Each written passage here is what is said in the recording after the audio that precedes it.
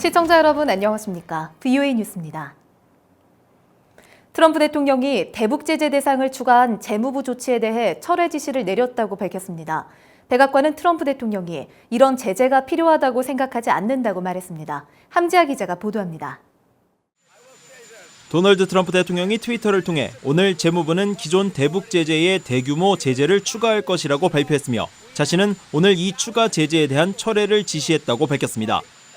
철회를 지시한 제재가 언제 부과된 것인지는 명확히 표현하진 않았습니다. 트위터 내용만 보면 재무부가 이날 북한의 추가 독자 제재를 가하려했다가 취소한 것으로 해석되지만 재무부가 전날 발표한 제재를 오늘 날짜로 잘못 올렸을 가능성도 있습니다. 세라 샌더스 백악관 대변인은 기자들에게 보낸 이메일을 통해 트럼프 대통령은 김정은 위원장을 좋아한다며 트럼프 대통령은 이런 제재가 필요하다고 생각하지 않는다고 말했습니다. 앞서 미 재무부는 21일 북한의 제재 회피를 도운 중국 선박회사 2곳을 제재 대상에 추가했습니다. 올해 들어 처음이며 2차 미북 정상회담 합의 결렬 후 나온 트럼프 행정부의 첫 대북 독자 제재 조치였습니다. 또 북한의 불법 해상 거래를 겨냥한 주의보도 갱신하면서 북한 선박과 환적한 것으로 의심되는 선박들이 중국과 러시아는 물론 한국과 싱가포르의 항구를 기항했다는 내용을 담았습니다. 스티븐 무누신 재무장관은 성명을 통해 재무부는 제재를 계속 집행할 것이라고 밝혔습니다. 앞서 마이크 폼페오 미 국무장관은 2차 미북 정상회담 합의 결렬 뒤 강한 제재와 외교를 강조했습니다. We currently have both the toughest sanctions in history as well as the most promising diplomatic campaign in history too. We hope this combination will lead to a safer, more secure region. 트럼프 대통령의 이번 조치는 극히 이례적인 것으로 행정부 내 혼선을 자초한다는 지적이 나옵니다. 하지만 재무부의 제재 대상 추가 발표 이후 북한이 남북 연락사무소 내 직원 철수를 한 것과 연관이 있다면 협상의 문을 계속 열어놓겠다는 의지의 표현이 아니겠냐는 분석도 나옵니다. VOA 뉴스 함지아입니다. 북한의 비핵화를 이루기 위해 국제사회의 대북 제재 이행이 강조되고 있는데 북한의 불법 환적을 막기 위한 영내 국가들의 참여가 더 활발해질 것이란 전망이 나왔습니다. 북한의 남북 공동 연락사무소 철수는 한국과 미국을 동시에 압박하는 전술로 분석됐습니다. 김칸희 기자입니다.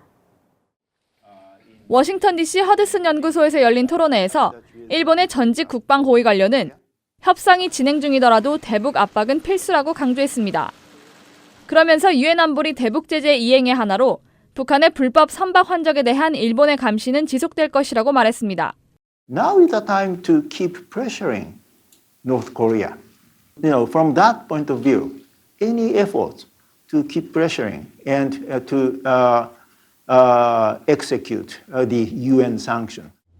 히데시 전 심의관은 이어 일본은 미국, 호주와 뉴질랜드 등 영내 국가들과 연대하고 있다면서 앞으로도 북한의 해상 불법 환적 행위를 단속하는데 국제사회의 행동을 촉구할 것이라고 말했습니다. Japan is threatened by North Korea. Very simply put, so Japan has every reason to collaborate with any other, like-minded country.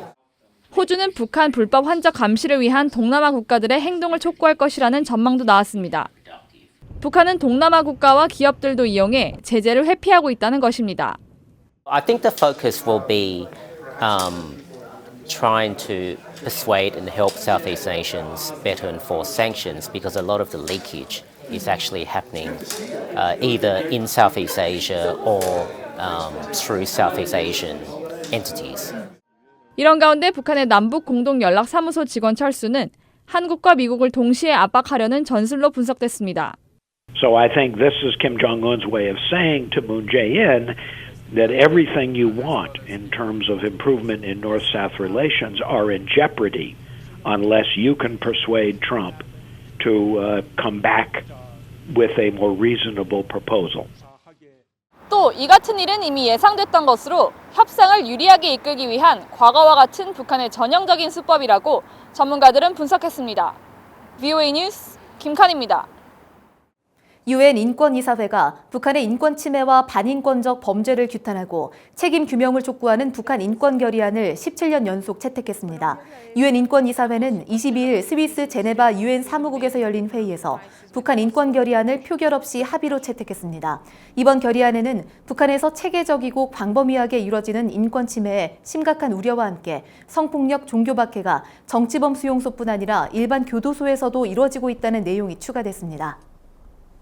홍콩이 지난해 대북 제재 의심 사례에 대한 조사를 강화해 182건을 조사했다고 미 국무부가 밝혔습니다. 국무부는 21일 공개한 2019 홍콩 정책법 보고서의 제재 이행 관련 항목에서 이같이 밝히면서 작년 조사 건수는 지난 2017년에 비해 2배 는 것이며 이에 따라 많은 회사들의 등록이 취소됐지만 기소된 회사는 없다고 설명했습니다. 국무부는 1992년 제정된 홍콩 정책법에 따라 지난해 5월부터 올해 3월까지 최근 정세에 관한 보고서를 제출한다고 덧붙였습니다. 국제 언론인 단체 국경 없는 기자회가 외신 기자를 비난한 한국 더불어민주당과 문재인 대통령을 비판했습니다. 국경 없는 기자회는 더불어민주당이 문재인 대통령은 김정은의 수석 대변인이라는 제목의 지난해 9월 기사를 쓴 블룸버그 통신 기자를 비난한 데 대해 22일 성명을 내고 문 대통령은 인권 변호사 출신임에도 그의 정부는 탈북민 출신 기자의 남북 고위급 회담 취재를 막는 등 과오로부터 자유롭지 않다고 비판했습니다. VOA 뉴스 마칩니다. 시청해주신 여러분 고맙습니다.